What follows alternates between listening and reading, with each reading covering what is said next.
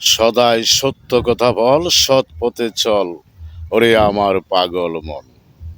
মিথ্যার আশ্রয় নিবা না। মিথ্যা কথা বললে সব পাপের থেকে মিথ্যার পাপ বেশি।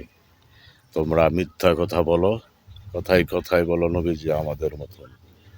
নবীজি, আমরা মাটির তৈরি, নবীজিও মাটির তৈরি। নবীজির হাত পাওয়া ছিল, আমাদেরও হাত পাওয়া ছিল। তোমরা নবীজির সাথে তুলনা দাও, তোমরা মিথ্যাবাদী। যারাই নবীজির সাথে তুলনা দিবে তারাই মিথ্যাবাদী। মিথ্যাবাদীর কোনো আবাদত হাজার বছর আবাদত করলেও কাজ লাগবে না, কাজ হবে না, আল্লাহ কবুল করবে না।